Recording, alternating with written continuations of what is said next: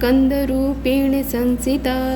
नमस्तस्मै नमस्तस्मै नमस्तस्मै नमो नमः। जय माता दी दोस्तों, नवरात्रि के आज 5वें दिन है। नवरात्रि के 5वें दिन माँ के पंचम स्वरूप माता स्कंद माता की पूजा अर्चना की जाती है। माँ अपने भक्तों पर पुत्र के समान स्नेह लुटाती है। माँ की उपासना से नकारात्मक सत्य का नाश होता है। माँ का स्मरण करने से ही असंभव कार्य संभव हो जाते हैं। भगवती के स्कंद माता स्वरूप की उपासना नवरात्र की पंचमी तिथि पर विशेष रूप से की जाती है। देवी के इस स्वरूप की आराधना से व्यक्ति की सभी मनोकामनाएं पूर्ण होती हैं। वही उसके मोक्ष का मार्ग भी सुलभ हो जाता है। कार्तिकेय की माता होने के कारण ही देवी के इस स्वरूप को स्कंद माता के नाम दिया जाता है। काशी खंड देवी पुराण और स्कंद पुराण में देवी का विराट वर्णन है।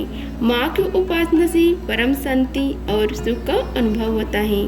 माँ स्कंद माता की स्वरूप के बारे में आप सभी को बतलाते हैं। माँ स्कंद माता स्कंद कुमार भगवान कार्तिकेय की माँ है। माँ के स्वरूप की बात करें तो स्कंद माता की गोद में स्कंद देव गोद में बैठे हुए हैं। माँ स्कंद माता कमल के आसन पर विराजमान है।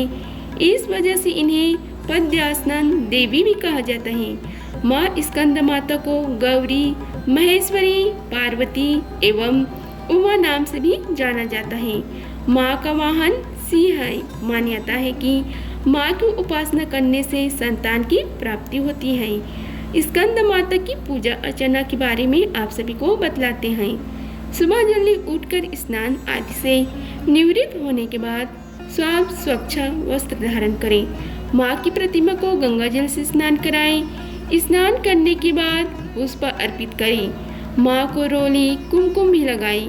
माँ को मिष्ठान और 5 प्रकार के फलों का भी भोग लगाएं। माँ स्कंद माता का अधिक से अधिक ध्यान करें। माँ की आरती अवश्य करें। माँ की भोग के बारे में आइए जानते हैं कि माँ को क्या भोग पसंद है। ये माँ की भोग के बारे में, माँ को केले के भोग अति प्रिय है। माँ को आप खीर का प्रसाद भी अर्पित करते हैं। अब माँ के रंग के बारे में जानते हैं।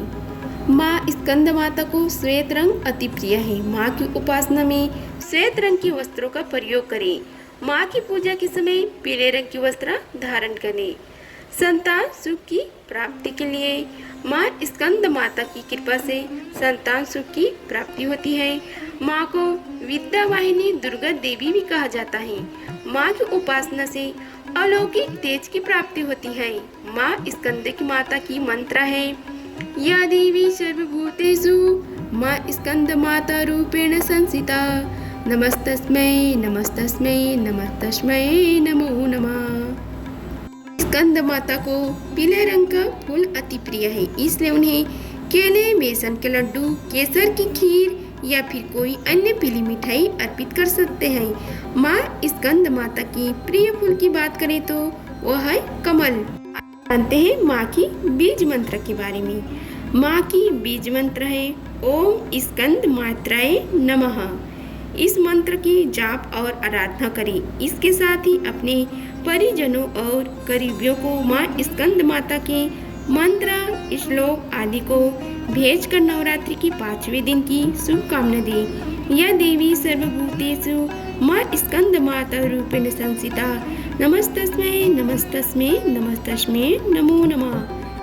अब सभी को नवरात्रि के 5वें दिन माता स्कंद माता की व्रत की कथा का रसपान कराते हैं। आइए रसपान कीजिए कथा का।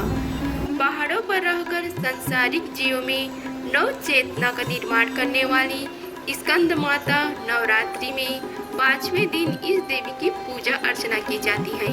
कहते हैं कि इनकी कृपा से मूढ़ भी ज्ञानी हो जाता है। स्कंद कुमार कार्तिकेय की माता के कारण इन्हें स्कंद माता के नाम से भी अभिहित किया गया है। इनके विग्रह में भगवान स्कंद बाल रूप में इनकी गोद में विराजमान है। इस देवी की 4 भुजाएं हैं। ये दाई की तरफ ऊपर वाली भुजा से स्कंद को गोद में पकड़े हुए हैं। नीचे वाली भुजा में कमल का पुष्प है। बाई तरफ ऊपर वाली भुजा में वर मुद्रा में हैं और नीचे वाली भुजा में कमल पुष्प है।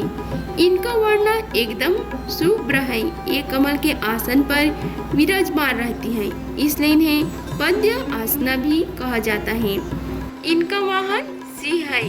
शास्त्रों में इसका काफी महत्व बताया गया है। इनकी उपासना से भक्त की सारी इच्छाएं पूरी हो जाती हैं। भक्त को मोक्ष की प्राप्ति मिलती है। सूर्यमंडल की अधिष्ठात्री देवी होने के कारण इनका उपासना अलौकिक तेज और कांतिमय हो जाता है।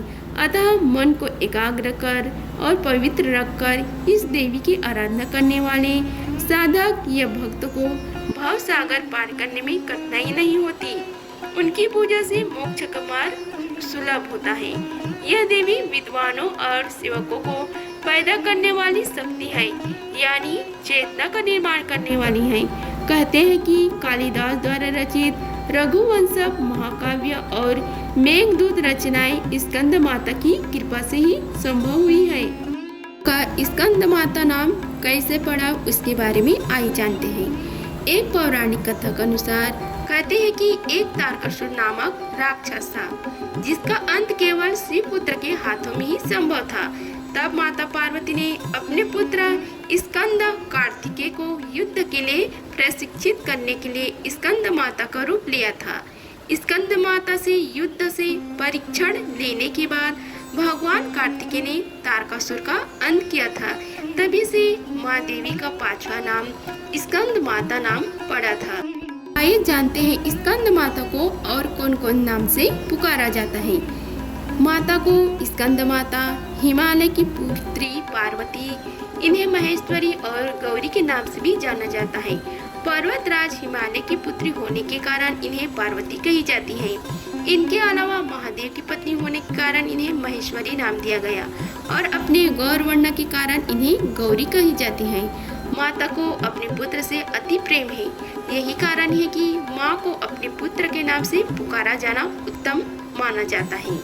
मान्यता है कि स्कंद माता की कथा पढ़ने या सुनने वाले भक्तों को माँ संतान सुख और सुख संपत्ति की प्राप्ति होने में वरदान देती है। सब मिलके माता की आरती करते हैं। जय तेरी हो स्कंद माता, पांचवा नाम तुम्हारा आता, सबकी मन की जननन हारी, जग जननी सबकी महतारी, तेरी ज्योति जलाता रहूं मैं, हरदम तुम्हें ध्याता रहूं मैं। कई नामों से तुझे पुकारा, मुझे एक है तेरा सहारा, कहीं पहाड़ों पर है डेरा, कई शहरों में तेरा बसेरा, हर मंदिर में तेरे नजारे, गुण गाए तेरी भक्त प्यारे भगती, अपने तुझे दिला दो भक्त शक्ति, मेरी बिगड़ी बना दो माता, इंद्र आदि देवता मिल सारे, करी पुकारे तुम्हारे द्वारे, दुष्ट दैत्य जब चढ़ कर आए, तुम ही खड़ा हाथ उठाए, दासों को सदा बचाने आई, चमन की आस पुजाने आई। माँ की स्तुति है। या देवी सर्वभूतेषु माँ स्कंद माता रूपेण संस्थिता, नमस्तस्मै नमस्तस्मै नमस्तस्मै नमो नमः। माता का ध्यान है। वंदे वंचित कर्मार्थे चंद्र अर्धकृत शेखरम, सिंहरूणा चतुर्भुजा स्कंद माता यशस्विनीं, धवल वर्णा विशुद्धा चक्र स्तुते पंचम दुर्गा त्रिनेत्रम, अभय पद्मे युगम करम, दक्षिण उरो पुत्रधारम भजे, पटंबर परिधानम, मृदुहस्य नाल अलंकार भूषितम, मंजीरहार केयूर किड़किड़ी रत्नकुंडल धड़िनम, प्रफुल्ल वंदना पल्लवधारा, कांतम कपोलम पीना पयोधारम, कमनीनम लवण्यम चारु त्रिवीलम नितंबनीनम। आप सभी को नवरात्रि के 5वें दिन किए जाने वाली उपाय के बारे में बताते हैं। आइए जानते हैं उपाय के बारे में। अगर आपके परिवार में किसी सदस्य के विवाह में रुकावटें आ रही हैं तो उसे दूर करने के लिए आज 36 लौंग और 6 कपूर के टुकड़े लें। इसमें हल्दी और चावल मिलाकर माँ दुर्गा को आहुति दें।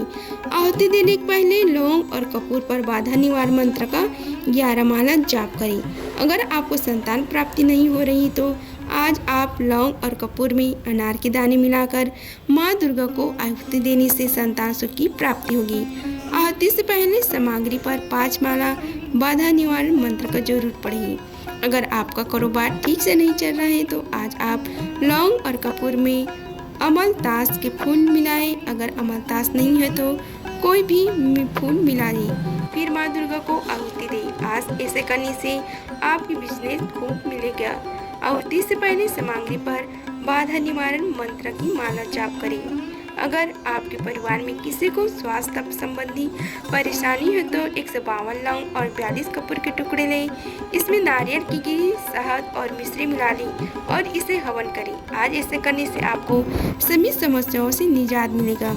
बता दें कि आहुति से पहले सामग्री पर बाधा निवारण मंत्र की 5 माला जाप करें। संपत्ति संबंधी समस्याओं को दूर करने के लिए आज आप लौंग और कपूर में गुड़ और खीर मिलाकर माँ दुर्गा को आहुति दें। आज ऐसा करने से आपकी संपत्ति संबंधी तमाम समस्याओं से मुक्ति मिलेगी। आहुति से पहले सामग्री पर बाधा निवारण मंत्र की 2 माला जाप करें। नवरात्र के दौरान पीपल के पेड़ के नीचे की मिट्टी लाकर अपने घर में रखें। मिट्टी पर दूध, दही, घी, अक्षत, रोली चढ़ाएं और उसके आगे दिए जलाएं। अगले दिन मिट्टी को वापस पीपल के पेड़ के नीचे डाल दें। ऐसा करने से किसी भी कार्य में आ रही बाधा समाप्त हो जाएगी। मिट्टी की पूजा करने के बाद बाधा निवारण मंत्र की 1 माला जाप करें और मंत्र को लिख दे रहे हैं। अगर आप चाहते हैं कि इन उपायों को नहीं कर सकते हैं तो इस दिन माता दुर्गा सप्तशती का पाठ करें, माता की हृदय स्त्रोत का पाठ करें और ऐं ह्रीं क्लीं चामुंडाय विच्चाय का 1 माला अवश्य जाप करें। अगर आप सभी को हमारी वीडियो अच्छी लगी होगी तो वीडियो को लाइक कीजिए, चैनल को सब्सक्राइब कीजिए और कमेंट बॉक्स में जय माता दी लिखें। धन्यवाद। मिलते हैं अगले वीडियो में, तब तक के लिए जय माता दी।